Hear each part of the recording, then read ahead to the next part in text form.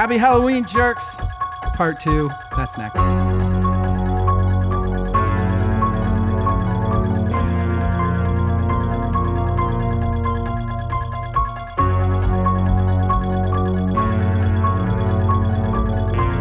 Welcome to Verse, Chorus, Verse. I am DL. I hope everybody's doing well tonight. With me is Evil, doesn't even need a nickname for this episode, Jimmy.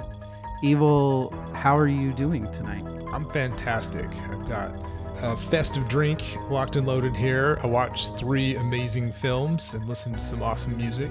And boy, this might be as much fun as last year. Yeah, it might be. Also with us is Rachel, Angel with Severed Wings, Polio. Rachel, how you doing? I'm good. It's a school night and I'm drinking. Let's do this. I know, right? Woohoo. We are not used to this. We're old now. We're not supposed to be doing this. Is your kid in bed? He is in bed and the fiance is watching him so I can legally have at least Time to a rage. shot of whatever I have. Of course, since it's Halloween, it's her second appearance. She's here to outdo us all one more time. It's Rachel Reeves.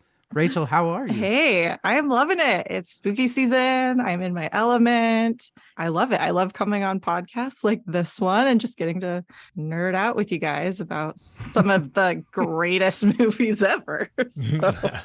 Rachel Reeves, if you do not remember from last year, she is an expert in all things Halloween, all things horror film, all things horror scores.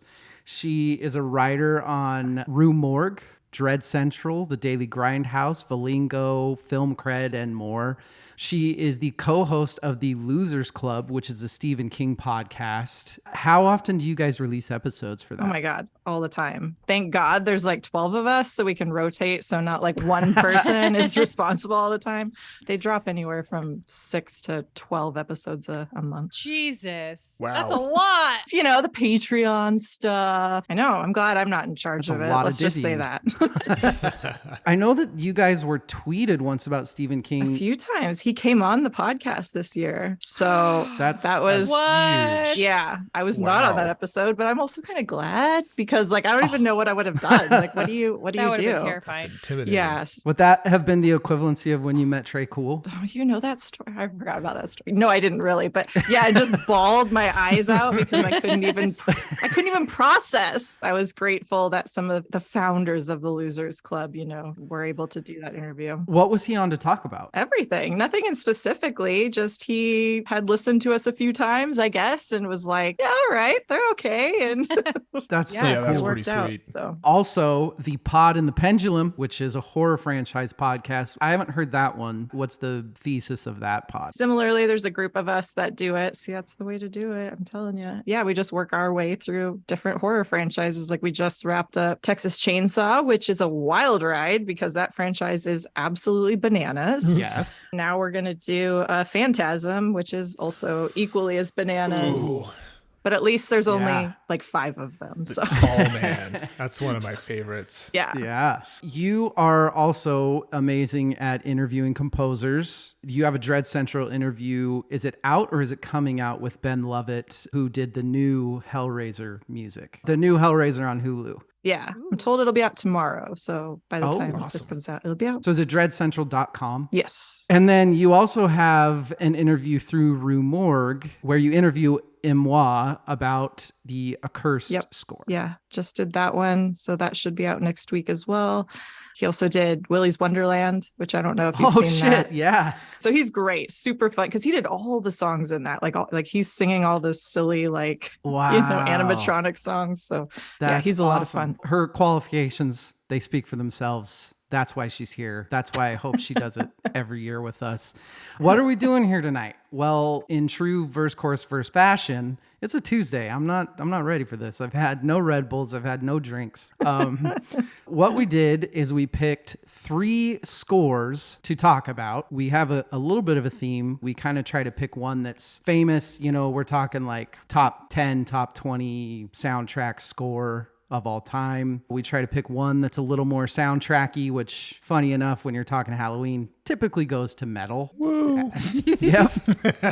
And then we try to pick a little bit of a, maybe not so much cult, but maybe an should be known about more. These three fit very well. And we had one this time around that came out actually this year. I'll start with you, Rachel Polio. Mm-hmm. Had you seen the movie before we decided to do this? I had seen only one of these movies prior, and it's not the one from this year. Gotcha. So Evil, same question. Same. I actually saved the one from this year on purpose. Me too. Rachel Reeves, same question. This was a first time watch for me. That's huge. That's a big deal.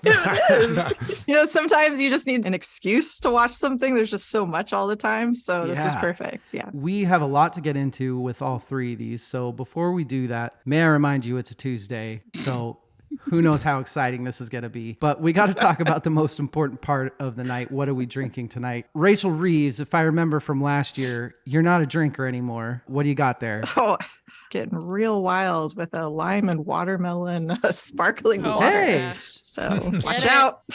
That sounds like a good Tuesday. Rachel, polio. Yeah. What Yeah. about you? I have actual alcohol because I have Heyo. the guy's watching the kid. I mean, actual alcohol. It's a Starbucks. Yeah, wait, what are you usually drinking? I mean, there's busted. It's Starbucks pumpkin spice frappuccino and some Fireball. You and your Fireball lately. I know. Is that good? Let's find out. You haven't I tried it yet? It's thick. That's what she said. That was good. That was a good choice. The cinnamon and the pumpkin. That's going in the cocktail book. Evil. It is. It looks summery. Whoa. Looks thematic. It's called a Jekyll and Gin. I figured that was, kind of Nice. thematic here. It's kind of a glorified gin and tonic. It's got some lemon juice and grenadine in it. And apparently, if you have a black light, it will glow white, which I don't. Ooh. So Well, Isn't there an Right. app for that? There's got to be one. Find it. it's pretty tasty. that's great audio content. Find the black Find light. an app. Black light.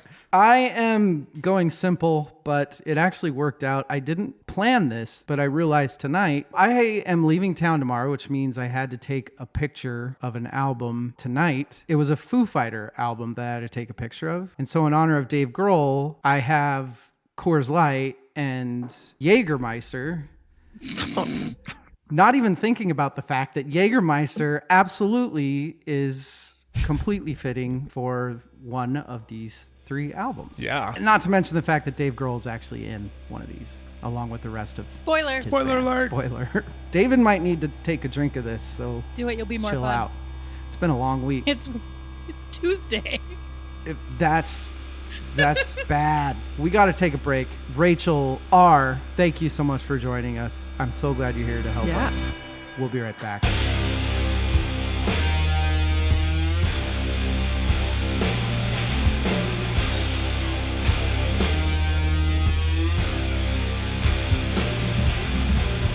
We are back. We are going to get right into it. Our first score, soundtrack, whatever you want to call it. Why the fuck wasn't Jack Black in this movie? Studio 666. This movie came out this year. It was directed by B.J. McDonnell. Looking through his credits, he had done a lot of... Okay, first question for Rachel Reeves. A lot of his credits are camera and electrical department credits. Yeah. What is camera and electrical department? I mean, that probably means he's worked with the directors in some capacity. So it's like Okay. a step below, like assistant director. They'll set up the lenses. Like there's a lot of different things. I bet he does all of that. Yeah, 'cause I'm looking at it too. Yeah, so it says like a camera. So sometimes he'd be Gotcha. operating like one of them. He has directed some other things that I'd never heard of. Hatchet 3, Slayer, The Repentless Trilogy. Rachel Reeves, Evil. Have either of you seen those? I have not. I mean, I've seen Hatchet, but not Hatchet 3. Some horror film nerd you are. I know. Credited music on this movie, it's kind of an odd one because there's a fucking soundtrack, there's a fucking album, and there's kind of a score. And so it's the Foo Fighters, it's John Carpenter, it's his son Cody Carpenter, it's his, correct me if this is wrong, I think it's his godson, Daniel Davies, is John Carpenter's godson, and then Roy Mayorga. It was released in February. It made $3 million. I get the feeling that this is definitely more of a Tenacious D, culty sort of it's going to sell well over the next 20 years, I would think. We won't get too much into the movie, except for it's very obviously easy to talk about the music because it's essentially about the Foo Fighters trying to record an album in this new house that is haunted. The house is one that I think Dave Grohl lived in before, or he recorded an album in. Oh. It also is adding into the story because the Foo Fighters did Medicine at Midnight last year, and they all did it in one house, which creeped them out. They thought it was haunted. And I think that's where Grohl got the idea to even do this. Filming took place in the same house the band recorded Medicine at Midnight. It's recent. It's an obvious pick. I love the John Carpenter theme. It's funny because Dave Grohl was making this movie. One of the roadies or something like that was helping him out with instruments or tech or something of that nature was like, hey, I know John Carpenter. You should just ask him to do this score. And right. Grohl was like, this is not that's not going to fucking happen. But he just happened to email him. And John Carpenter was like, actually, my son toured with you guys like an opening band. And you were so nice to him. Aww. I'll make your score. I will be in the movie. Whatever you want me to do, I'll do. To which Grohl then in the interview says, seriously, how many times can one guy win the fucking lottery?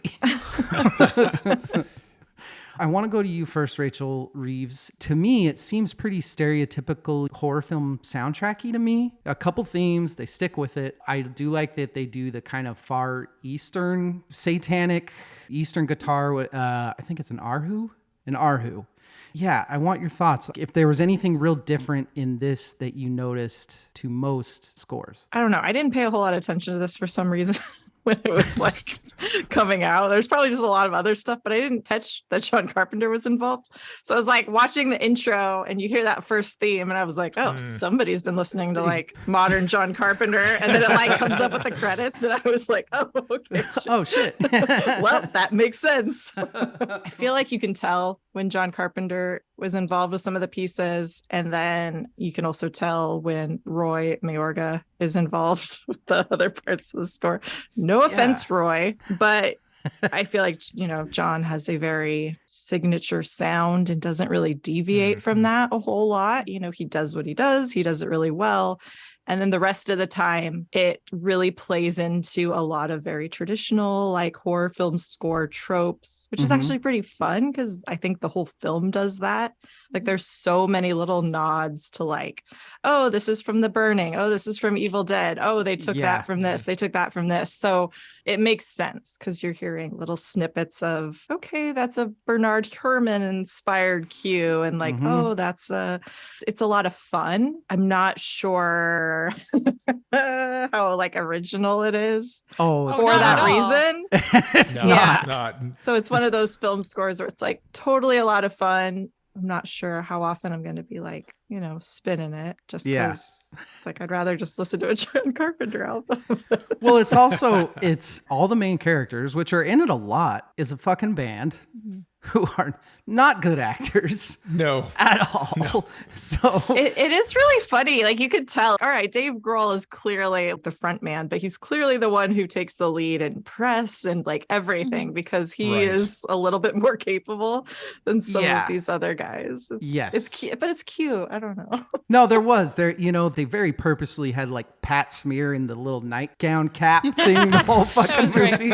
I love that so much. He was my favorite in the whole thing. He's so tongue-in-cheek and so very Pat Smear. Did you like the movie Evil? I loved it. Did you? It's kitschy fun. That's what it is. I'll watch it again. It's so bad in some ways that it makes it better. They're so wooden in their performances in places that it's just like, oh, you guys didn't try. But it makes it made it better for me that if it was like really well acted, I'd be like, why aren't these guys making movies instead of music? I loved the movie. I thought it was really, really well done. I thought the production on it was great. They shot it in 3 weeks. Is that right? Yeah, they got done with Medicine Midnight, and then like a week later, they pumped this out. Obviously, the acting's going to be horrible in it, right?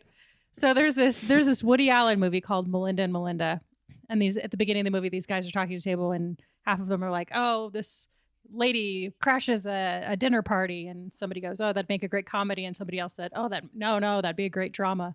And I feel like this movie could go either way. If you just take the Foo Fighters out of it, it would actually be a very good horror movie. And instead, it's a comedy horror movie because they can't act.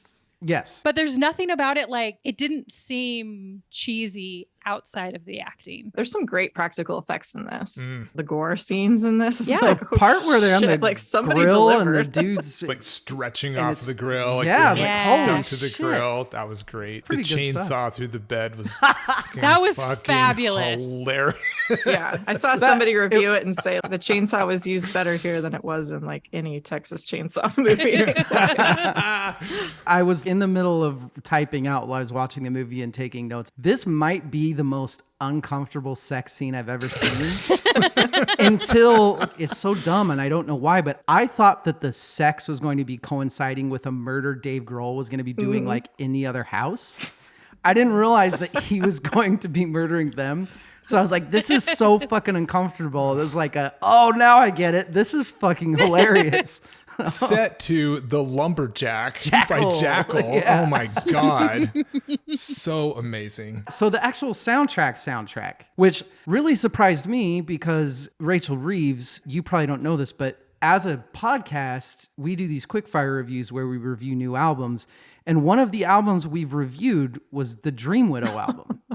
The fucking album Dave Grohl came out with this, because I thought that was going to be the soundtrack to this. And it wasn't until the movie started playing that I was like, wait, that sounds like something else. And then I would look at the notes. I'd be like, that's fucking Gojira. What is going on? So if I remember correctly, the album, the Dream Widow album, came out after the movie premiered. And it was sort of like a surprise. We recorded this. Because I remember being super excited about the music because I had no clue it was going to come out. I knew about the movie, but I didn't realize there was an actual album about the music that they were making. Kudos to them for keeping that secret. This story is just full of holes though, because in the movie, Dream Widow is the original band that the original guy that murders his band. But now this album is Dream Widow, but this album is Dave Grohl. It's very disappointing. It's funny to me because this was filmed in the pandemic, right? These guys can't sit still, I feel like. And so it's like, they're like, well, shit, we can't tour. Like,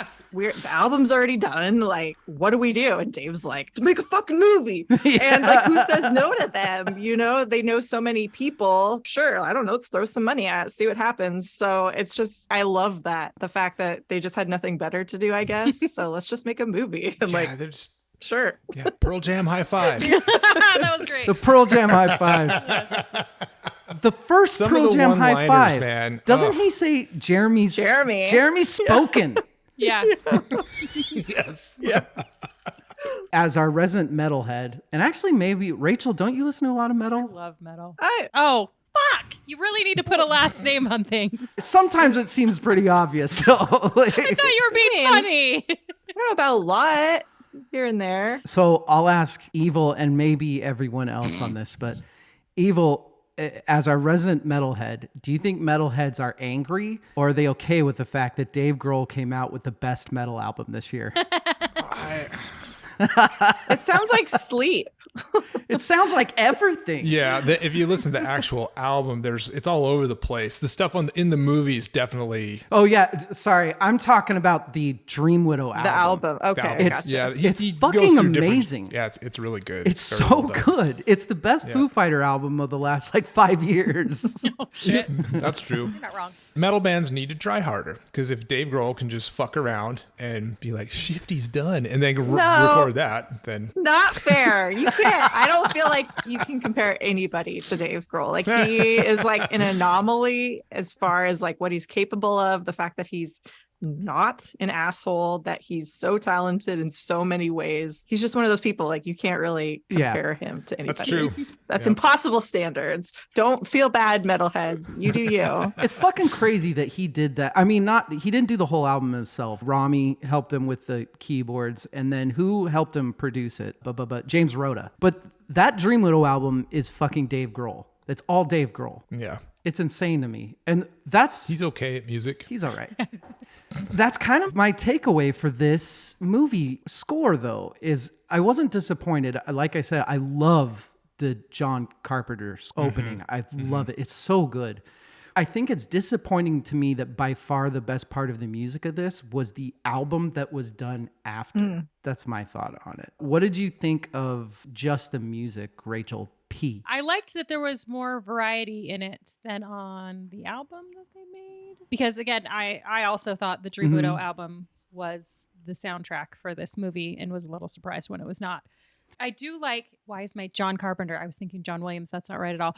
John Carpenter, very close. I love that John Carpenter, it was him, but it was a reinvented, newer version of him. So it's still, you could kind of tell it was him, but it was an updated version of it. I thought music was great. I thought it was perfect horror movie, but in a good 2022 way. John does most of his music now with his son, right? Yeah, and Davies. So how often do they still do scores? Well, they just did all 3 of the new Halloween movies. He's been cranking them out for 45 years. Longer, yeah. So the Halloweens that just came out, Halloween Kills, Halloween Ends, and then the 2018 Halloween, he's been touring a lot with his son because they like have released several albums, lost themes and re-recorded versions, different versions. So they've been touring. He's been out there. It's pretty wild. I think that's really cool. It is cool. And he talks really openly about it because he's never been the greatest musician, but his son is really talented and Davies is really talented. So they kind of support him and prop him out. But the fact that he's like 70 something and he gets to tour around with his son and just like make these albums, like it's so awesome. Sweet. So, and he's a guy that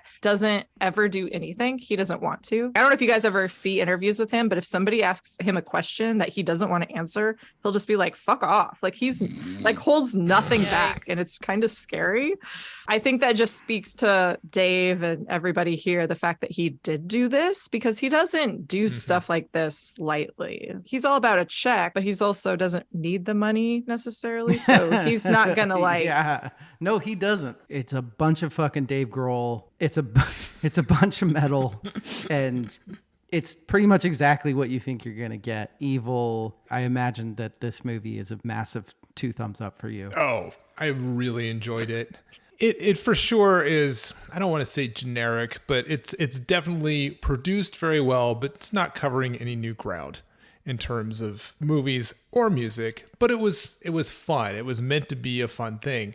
I have to say the one thing that bugged me about it, and this is just, I'll just have to get over this, was Taylor Hawkins' death scene. Oh, fuck. Yeah. I didn't really even... bothered me. Sad. And I sat with that for a little bit. I'm like, no, man, I have to enjoy this because that was the spirit in which this movie was made. So I had to like pause it for a little bit and then center myself and then go back in with the right attitude. And after that, it was fine. But other than that, like I said, it didn't break any new ground, but it's definitely fun. I thought Grohl's performance was amazing. Shifty's done. That line, I mean, some of his lines killed me. Like, groupies are people too. It's so funny and so well done. I love when the guys are reading through the how can you tell that somebody is possessed? He's like vomiting. The oatmeal throw up.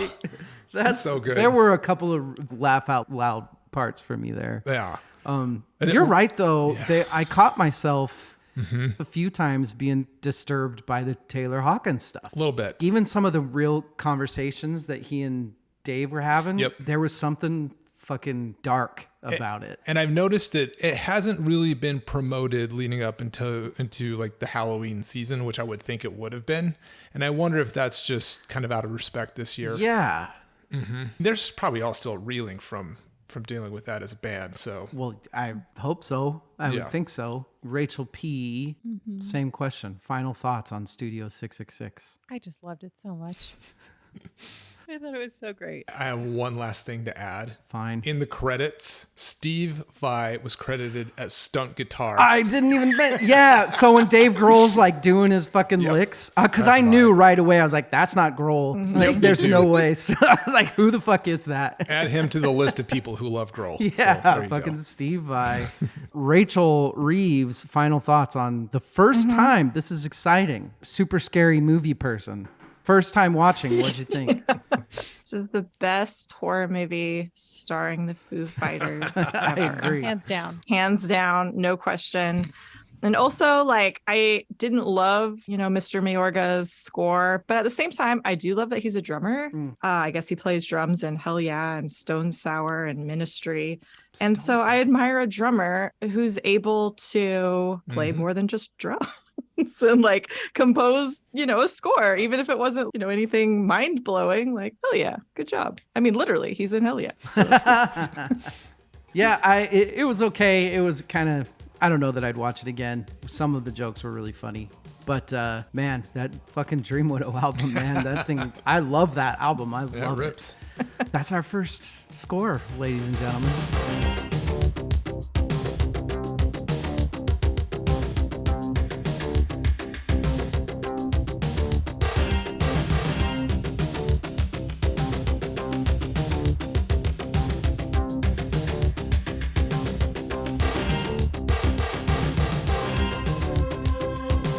Yeah, I guess we'll just dive right into the next one. Well, remember those instructional foreign language videos from high school that were wildly outdated?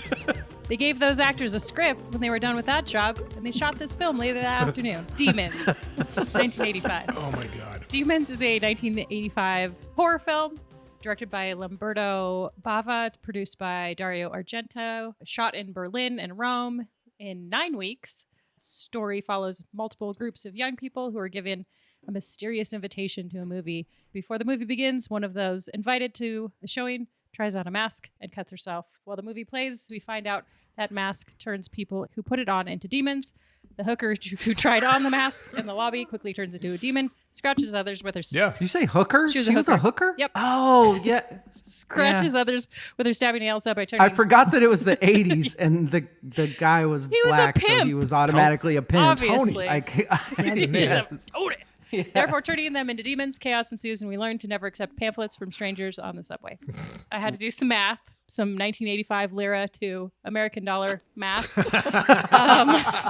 So it made about $700K in 1985, which translates to 1.9 million 2022 money. But also that was just in Italy. Also, it made more in Italy that year than Nightmare on Elm Street made. And it was also called an unintentional comedy, which I agree with. That's what I got. Let's talk. You said who did the score, right? Did I say who did? Because that's why we're here. Heyo. I I hope don't think so. I did. I'm sweaty all of a sudden. This is a music podcast. I got you, Rachel, if you didn't. Claudio Simonetti, music by. Ayo. The Brazilian himself, Rachel Reeves. I imagine you know a lot about, He does have a t-shirt. yeah, Claudio, and not only Claudio, but I think you even mentioned Dario a couple times in the first time that we did our Halloween episode. So you're also wearing the fucking t-shirt. So what is it about this score that makes it so amazing to you? Okay, so Claudio Simonetti he was in Goblin. Fuck yeah. Has just an incredible amount of really cool scores. I mean, the score is just so fun. It's just groovy and it matches the tone of the film so perfectly. Like, this is one of those movies that I watch and I'm like, this was made just for me. Like, I mean, the opening scene, right? You've got like the subway and you've got that amazing theme playing. And then there's like these new wave, like punk kids on the subway and everything. It's just so perfect and so funny. And I love that so much. But I also think that there's some depth to the score. Claudio Simonetti is a very talented musician. There's a lot of like atmosphere and variety mixed in there. Mm-hmm. So even though it's cheesy synth score, it's actually good and it's aged pretty well, I think, based on some of the equipment that he was using. So it doesn't sound dated in a bad way. It like sounds dated in like a Depeche Mode, like a good way. Like, oh yeah, I love this sound versus like, oh, this sounds so cheap and stupid. I totally agree. And actually, I think I'm going to make a couple enemies here. I didn't love the movie. And I think it's because this is the first time I've You seen made one it. enemy. At I know. least. Leave meeting. I know. I was expecting a lot, and I think I was expecting something different because of another movie that I feel like Argento is associated with that I want to talk about next year. Anyway, I think I was expecting a little bit too much. Yes, this is Lamberto Bava, which is Mario Bava's son. And Mario Bava. That's what I'm thinking. Oh. So Mario Bava, extremely talented, amazing filmmaker. More like, if you're thinking like Argento, he's kind of up there. He did Blood on Black Lace Yes. and Black Sunday, Black Sabbath, Kill Baby Kill, like Bay of Blood, which are all amazing and really beautiful films. And Lamberto is his son. That's why I think it looks good. But the guy who Okay. plays the Phantom guy, the Terminator guy, that is also, his name's Michel Suavi. He's also a film director. So it's kind of like a who's who of Italian cinema in this. So it's kind of funny because it kind of actually is a perfect match for Studio 666, because it's one of those things where it's like you're seeing these people and you're like, oh, it's that guy. Oh, it's that guy. Like, oh, how did they get him in this? So actually, it is a really perfect pairing. I didn't actually think about that till just now. But anyway. That was all me. But the reason that I said that is to set myself up for, I could easily turn the soundtrack onto this and I fucking love it. I love this score so much. It's so good. It's all the stuff that all the new age, not so much It Follows, but what the Drive people turned all emo-y and synthy, which I love, don't get me wrong. But every part of this score and soundtrack was so amazingly everything good about 80s music.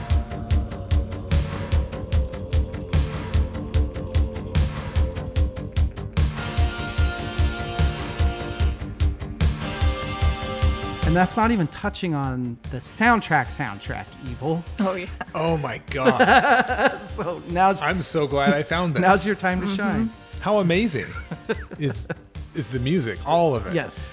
The score, what we were talking about is, I'm going to agree with Rachel Reeves here. It has aged incredibly well. And what it sounds like to me is like more modern electronic music that's influenced from that era. But if you played it through a boom box off of a cassette tape, so it's got like the modern feel of like the retro vibe, but like the production quality of back then. So it's this weird, timeless, ethereal feel to it. And I can't help but get that main groove of the intro track out of my head. It has stuck with me so much. It's one of my favorite finds this year. And then the music, oh my God, Motley Crue, Accept, Saxon, along with Billy Idol, Go West. Holy 80s love here, man. Rick Springfield. Rick Springfield. Pretty Maids, so good. I don't know how you guys consumed this, but I found a version on YouTube, which was super blurry and had Spanish subtitles, Ayo. which just added to the whole experience. I fucking loved it. This was amazing. Was this originally shot in Italian and then dubbed over? Yeah. So I watched this weeks ago, so I don't remember that well. It's dubbed, but they're speaking English. Okay. So Like, not all of it But- tracked though, because some of it did Yeah. look Right. like it was English, and then some of it. I think some of the actors were better English Yeah. speakers than others. Yeah. So it's ADR. It's all dubbed afterwards. Oh yeah. Yeah. So, I just wish they would have spoken Italian, and then I could read some subtitles, because Exactly. it made it unintentionally comedic, because it made me laugh that it was dubbed so badly. And I feel like they didn't mean for it to be funny, because voice actors. No, I completely agree. I kind of was wishing I could find an Italian version. Especially, there were a couple parts where the movie within the movie, some of the lines of the movie within the movie was pretty hilarious. Like, it was Yeah, like, absolutely. are you sure that that's what you meant to say on that one? amazing. Oh, It was so over the top good. James. You need to watch it with Spanish subtitles. I'm telling you right now, it is a That life-changing makes no experience. difference. If I watched it on mute with Spanish subtitles, it might be better. Dios es terrible. I mean, come on, man. It's like so good. That's funny. So good. I don't think I realized how much there was in the horror films, the Italian ones. There was score and soundtrack Was that pretty common in all the 80s, or are we just happening to pick all these movies that are like fucking Trick or Treat and Yes and no. I think it was much more prevalent in United States. And I think that at this time, these films were getting wider distribution just because of the natural evolution of VHS and technology. So they were coming over here. It was around this time that some of these Italian films were going that direction. So like Dario Argento did a film in 1985 called Phenomena, aka Creepers, depending on where it was released, starring Jennifer Connelly. Yeah. It's very similar in that way. Like the soundtrack is a mix of Goblin doing the soundtrack, but it's also got like Iron Maiden and Motorhead. And I'm going to be honest, Demons pulls it off better. It's really funny and jarring in Phenomena. Like you should probably, Evil should probably definitely watch it if you haven't. I'm taking notes here. I'm like, there's literally Jennifer Connelly like talks to bugs, and there's Donald Pleasance from Halloween's in it, and there's a monkey that kills people. Like it's insane. I was sold like 5 minutes ago. This was like the beginning of that trend where they're like, oh, this is what they're doing, and you think about all the other movies even outside of horror that were doing this, right? You think of like John Hughes films and, comedies. So I think this was just them trying to ride that trend and licensing some of that music, which I'm sure they got for a decent price to use in Italy. So Argento, he did, not saying that it was bad, but he chased the money for a while there, didn't he? Yeah. Yeah. He chased the money and like he had a lot of success, and his career is one of diminishing returns.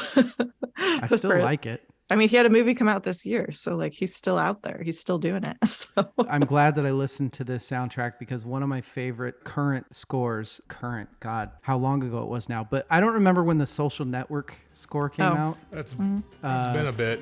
But longer than it feels like. That fucking version of the Hall of the Mountain King that Reznor does, it sounds a lot like, I don't remember which one, but one of those. It's the opening one. Yeah.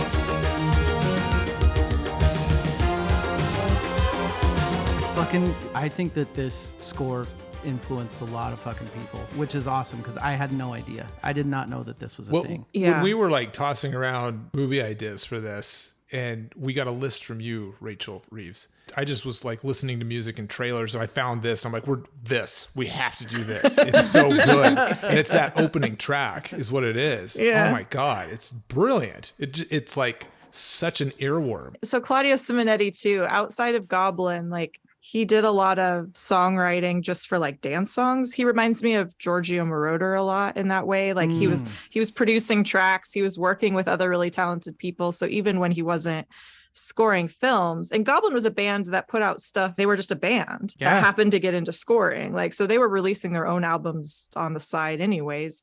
So he's somebody who understands like song structure and making it catchy. And so I think you really see those skills combine here in a way. Like he knew that he could have fun with this. Look at those punks. They're literally snorting Coke out of a Coke can. Like it's the best scene. That bothered me so much. I was like screaming the first time I saw it. I was just like, I don't know what this is, and it's just amazing. Oh my God. And the voice dubs for those characters is so over the top, amazingly bad and good. Do you guys know that there's a group called Art of Noise? I always wonder if Claudio Simonetti was like tuned into that, because this sounds very like Art of Noise-ish to me, that avant-garde like synth pop stuff that they were doing. All these people influenced by all these different things. Somehow Simonetti was able to pull it off and put his own little Italian flavor on it. So yeah, it's perfect. It's kind of an interesting evolution in his catalog if you look back at it, just because Goblin was really like funky and proggy, and something I love about him is his willingness to evolve and embrace new technologies and not like get stuck in his 70s old man ways. Like, no, this is real music throughout his entire career. He's still touring. You can hear Demons played live, I'm sure, if you ever want to. I might have to. So my final thoughts on the score for Demons is that it's fucking amazing. And I love scores, but for being a little more it's a little more poppy. Mm-hmm. And for being a little more poppy of a score and to still love it that much, I think it's pretty fucking cool. I'm just gonna say the influence of this film, like you cannot be Okay, have you guys seen Scream 2 when like Jada Pinkett Smith gets killed in the opening scene, like in front of the movie theater? Direct callback to this. Oh, you're right. Yeah, no, for sure. This was so much fun. It's brilliant. Can we just talk about I don't know, the Red Foreman / Clint Eastwood character sitting up front with his wife? That guy was amazing. The American? Yeah. The dude who just shows up and whisks the daughter away from the blind guy to, go make out with her and then drops from the ceiling with the red yarn. Yeah. Come on, man. Brilliant. Look at her back. Look at her back. No, yeah, like Tony. Tony's my man. And who would have predicted George to be the hero? George fucked some shit up at the end. He killed all of them, man. Final boy. What? Very rare to have a final boy. Yes. In Misdirection there. So. I love this movie. It was amazing. The soundtrack, great. Earwormy. I loved all of the bands included. So soundtrack versus score. Score amazing. Soundtrack amazing. Movie so incredibly awesomely bad that I loved it. Fucking loved it. Watch it with Spanish subtitles. Life-changing. I can't leave without just mentioning some things. There's a motorcycle ninja sword. Fuck yeah, There's there is. a helicopter that falls from the ceiling. Fuck yeah, there is. That they try to start back up again. It's just, what is happening? Like, I don't care because it's so perfect. There's so many babes in this movie too. Maybe their acting is not great, but this is a pretty attractive cast. I'm just gonna say, they have shit overall, popping out of their neck. Yep, the practical effects on this are pretty incredible, and if they're very clever about doing as much as they could with a little. When the teeth were coming out, I'm like, oh my god! For an I loved that 80s one. movie in Italy, that is like. I was amazed. How did they pull that off and make it actually look the way it did? That's where you get some of this Argento influence, the fact that it was a lot of his team. Demons 2 is also equally as incredible. It takes place in an apartment complex, like a high-rise, like Poltergeist 2 style. And if you missed some of the actors, if you're like, I really wish I could see Tony in more things, well, don't worry. He's in Demons 2 as a different character, so you get to see him again. He's also great because he's a personal trainer in that movie, so it's amazing. Right up, evil's out. Everything. Amazing. It's just amazing. And a great soundtrack. A soundtrack that's got like the Smiths, the Cure, the Cult. Oh my God. Equally amazing. This franchise is incredible. that is it for Demons. We are going to take a break now. We will be right back.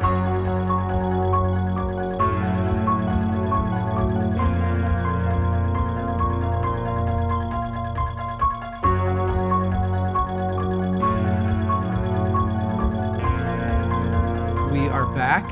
Let's go to the big one, Evil. Oh my God. That's what she said. Released on October 24th, 1978.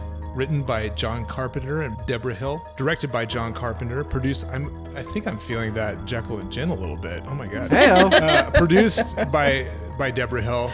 This is Halloween. It was an independent release. Grossed somewhere north of $70 million at the box office, making it one of the most successful independent films of all time. Launching a franchise that includes 13 films, novels, video games, comic book series, stars Jamie Lee Curtis in her debut as Laurie Strode, Donald Pleasance as Dr. Sam Loomis, and Nick Castle as Michael Myers, not to be confused with Hello Baby, Michael Myers. Or Mike Myers. Wait, what? What's Hello? Was Hello Baby Is that your Mike Myers impression? Yeah. Do you find me sexy? I don't. I'm going to stop now. It's closer. You're getting there. Credited as The Shape in the original release, which was really interesting to me. The adult version of Michael Myers credited as The Shape. It was inspired by Alfred Hitchcock's Psycho from 1960. Bob Clark's Black Christmas from 1974, and helped launch the entire slasher genre of films. That's not even talking about the music, folks. Trick or treat, baby. Let's go. Yeah, I love the story of basically they went to Mustafa saying that they wanted to do the film. And he was like, how much? He was like, 300,000, but I want complete creative control. And they were like, fucking 300,000? Done. Fucking go do it. That's amazing. Do it. Knock yourself out. Yeah. And it's just this fucking ragtag of young people going out and making a fucking movie for $300,000. The score, also done by John Carpenter, the story that you'll hear many, many times about, like Rachel Reeves already said, he wasn't a real musician. He didn't know how to write notes. He wasn't going to write some symphony or anything like that. They didn't have the budget for it anyway. So he took, his dad was a musician, and growing up he had bongos that he would make him do 5/4 rudiments on. And that's where the whole 5/4 creepy piano thing came from. Cause John was like, well, I can do this on a synth, which that's understating it, because John did this whole thing in like 3 days, and it's fucking awesome. You have to be good with music to be able to do the shit that he's doing in this. Rachel Reeves, what is it about the Halloween score that makes it? I think most people would say, as far as infamy, it's top 5 scores of all time. It's interesting because it is. I mean, it's up there with Psycho and Jaws. Like, it's one of the most influential, definitely horror scores of all time. And I think a lot of times people think, oh, it's because it was like a big synth score. Well, yeah, but also there were other synth scores that preceded this. Dawn Peak did The Hills Have Eyes the year before, and there were tons of sci-fi stuff that was coming out that had a lot of electronic elements. So it wasn't necessarily that, but I think it was the minimalism and the way that it paired with the film so perfectly, which is even more interesting because when he scored this, like now they do like scoring to picture, see the scene and they're like, okay, I can write it to this and really feel it. But he couldn't do that. The technology just wasn't there. It would take too much time. He did it himself, he always says, because he was cheap and fast. Yeah. But who knows the film better than him, right? He knows the film in and out, which is just wild because I just imagine him like sitting there and he's just like playing through the scenes in his head. Yeah. Is how I think it like has to work.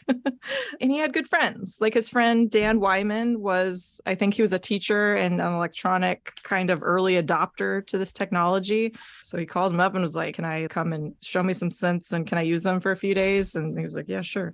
So he knew the right people who had this equipment that he could mess around on, which I think is pretty incredible. That is cool. Rachel P. Yeah. I'm assuming that this was the one that you had already seen. This one I had seen for the first time last year, actually. Really? Yeah.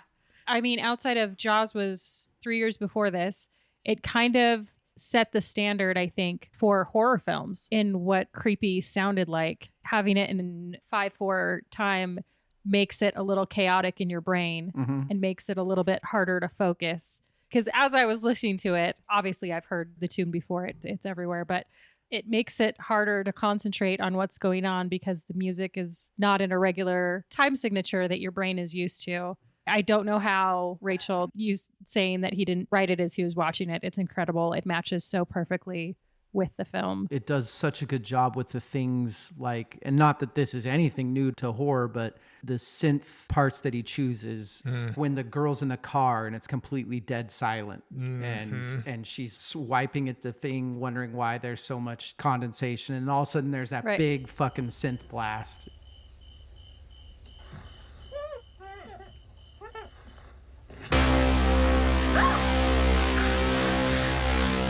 The things that he chooses are so simple, but they're so good. Evil, this was your pick. Well, yeah. We mentioned that there's 3. There's Psycho, Jaws, and this. They're the big 3, really. Yeah. And I mean, I'm old enough to where that little piano theme, it still sends chills up my back because I remember being a little kid fucking scared to death of this.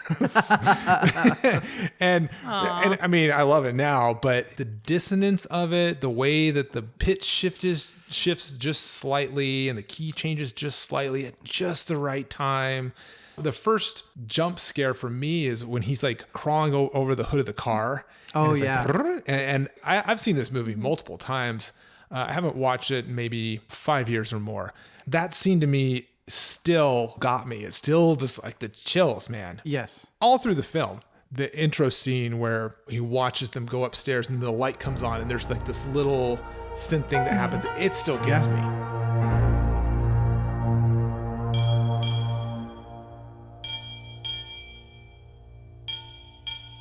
The genius involved in him being able to do this, I didn't realize the technological disadvantage he was working with at the time until Rachel Reeves just brought it up. That makes it even more impressive to me. I read a great quote that John Carpenter said, I blame you, Rachel P., on that one. Sorry. He's like, I can play any piano, but I can't read any music. And I'm like, oh my God. And yet here we are talking about this. This is like the granddaddy of slasher films.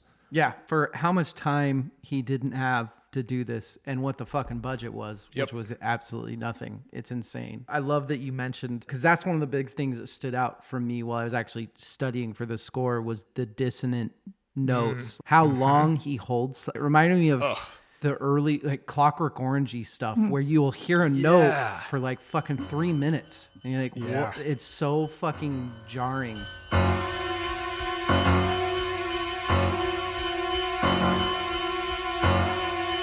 I just love that. I love the simplicity of the whole thing. Yeah, talk about influential scores. Just throwing this out there. The Shining and Wendy Carlos. That's also, I think, up there. Fuck The Shining. We gotta do The Shining. Yeah,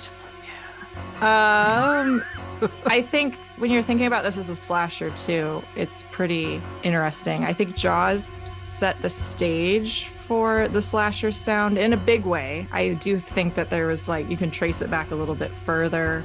Peeping Tom in the 60s used the idea of like every time the killer was gonna, go kill somebody, there was like this camera whirring sound, and that's how you knew that, oh shit, somebody's gonna die. Some of the sonic cues, and I think you really see it in Friday the 13th, the like that thing. And then Deep Red, which is an Argento film. It's Argento. There's like a music box that plays. And so it's like this cue that lets you know that the killer's here. Okay, you've got this guy in this mask, right? He's the presence, but he doesn't say anything. And his body language is pretty controlled and limited. You can't read his face, and there's no facial movements there. So there's nothing to kind of go off of. So the music really has to support that and really amplify and make it scary. Because otherwise it's just like, what's up? Like, I don't know. Like, what are you doing? You're just standing behind a bush. Like, okay, cool. And you guys have been talking about the dissonance and that rhythm, which is really unsettling, which is, I think, 100% on point. So that dissonance, it's a tritone that he uses a lot, which is, otherwise known as like the devil's interval, and was like outlawed and in religious music for a long time at one period of time. And that's just because it doesn't lead up and it doesn't lead down. Yeah. Mentally, so you just don't know what to do with that. It keeps you uncomfortable. So that's what makes it feel unsettled, because it literally is like, it's sonically unsettled. Like it doesn't go anywhere. And then the way John Carpenter uses it, like it's very specifically so that when you see him, you hear those things when there's an action sequence, like it's accompanied. So it really becomes part of his personality. And Carpenter even said that he had shown it to, I don't remember who, he said he had shown it to a couple people that were working for him on other things before the music. And they're like, this isn't scary. Yeah. It was the same thing with Friday the 13th too. They saw it tested horribly because it didn't have a score. And then they added the score and they're like, oh, this ripped. So it's just like, it's really funny, like how much weight that carries. I'm just picturing the scene where he's standing next to that hedgerow and then he swivels back into it. Without a score, I'd be like, what the fuck? But you add the sounds. That's one of the creepiest fucking things. I remember that from my childhood. It haunts me. Mm-hmm. And I think the music behind it is what drove that. Well, and then they can use it against you, because once you've made that association, it's kind of like a radar. Exactly. And then even if he's not even in a scene, I always say it's like you're searching the shadows. You're like, where the fuck is he? Yeah. Like you're looking for him, and it's the music that's triggering that to be like, he's here. And whether or not he's actually there, that's up to the filmmaker. Oh my God, so I think it's so cool. And it's just like such a simple, that's the brilliance of it, I think. Yeah, I completely agree. I like movies like I gear a lot more towards the suspense jump scare stuff than I do the gore. Mm-hmm. One scene where the girl's on the phone and she's walking back and forth and you see Michael Myers in the back and then he's gone. They do such good things with the musical cues on those sort of things that, just like you said, then when there's nothing going on and it's just like two people making out on a couch or whatever. Oh, where is he? He's outside the window. The use of silence to build that tension, it took me back to when we were talking about Psycho last year. I remember watching it, being struck by how well the use of no score in the movie was as good and really added to when there was actual score playing. I think that plays here just as well, because when it's silent and it's a certain scene, you're like, oh fuck, just play something like take that tension away, and you're waiting for it. It reminds me of like Office Space when he's going to touch the door handle. He knows he's going to get shocked.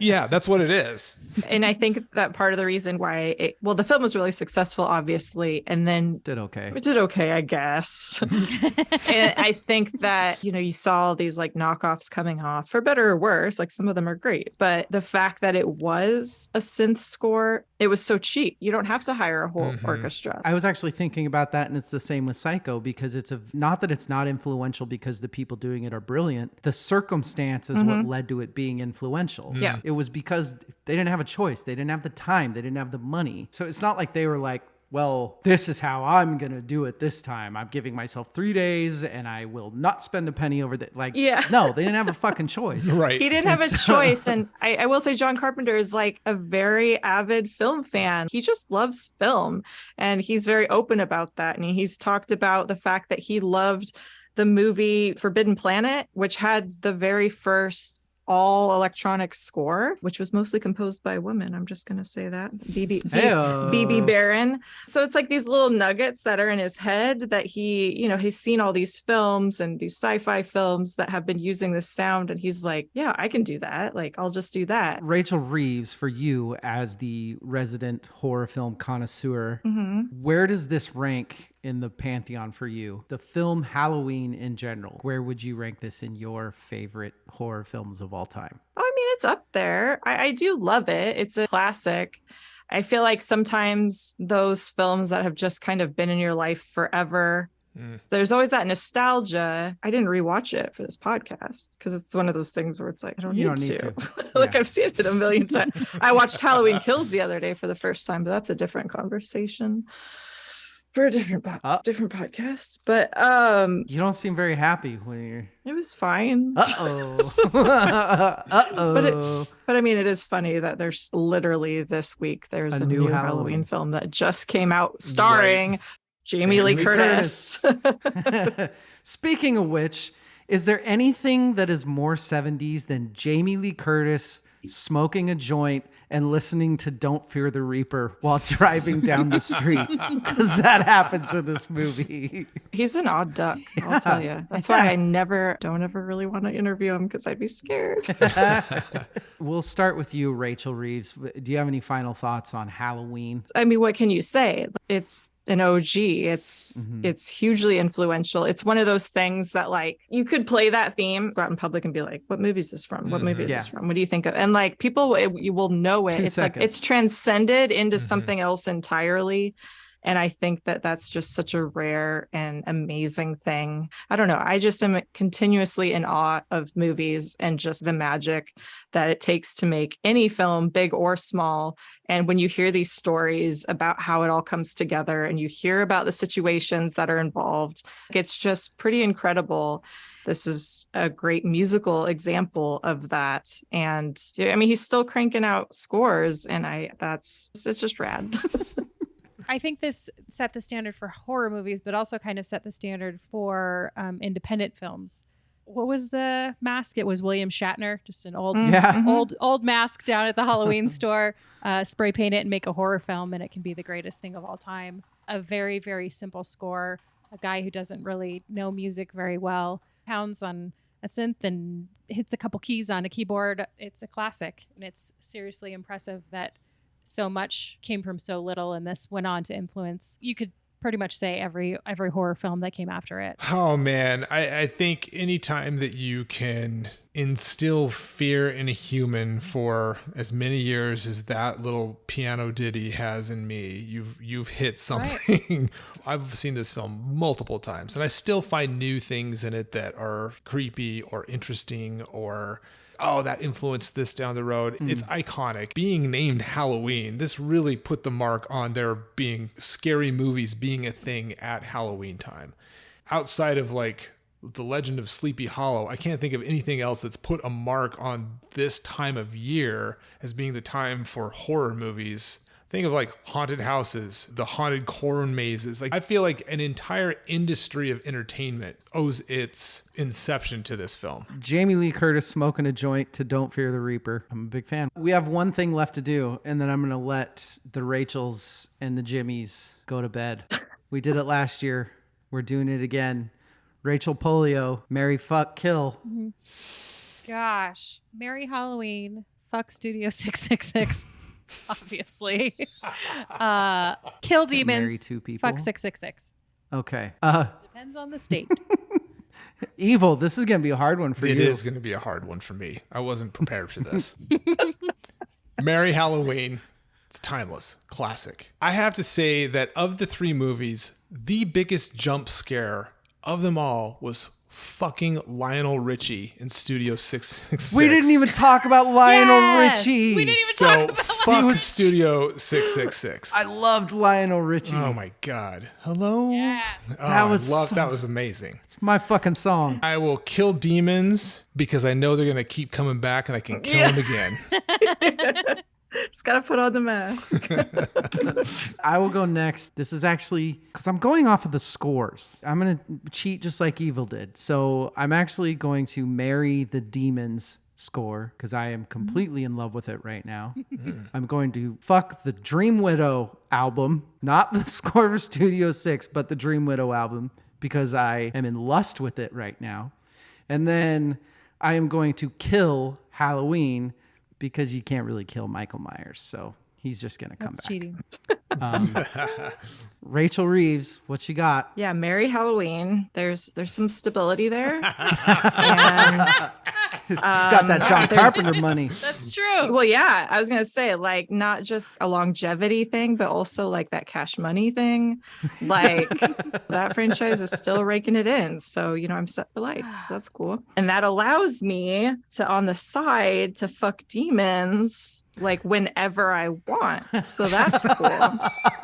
Because, that fuels my Coke and a Coke habit and Coke like and Coke and a Coke and. yeah, Coke and a Coke habit and fucking demons. And then, yeah, sorry, Dave, I'm gonna have to kill Studio 666. It was good time, but somebody's got to go. Somebody's got to go. That's it. That's our Halloween episode, everybody. Rachel Polio, thank you for joining us on a Tuesday night. NP. Evil, I hope you had fun. I did. I have 1 year to seriously put in time in the woodshed on my Austin Powers impersonation. What was it again? You're It was so like, close. hey, Hey, baby. I don't know. All right, I'll watch the game film and see how bad it was.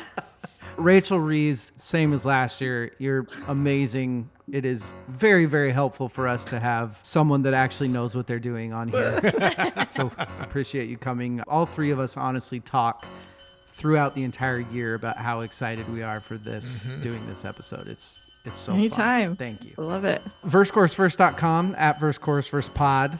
Thank you, everybody listening. Hope you had fun. Go do some trick-or-treating. Join us next week while we do is it a 10 out of 10? We basically just talk about lyrics for 2 hours long. Thanks, everybody. Good night and good luck. Happy Halloween.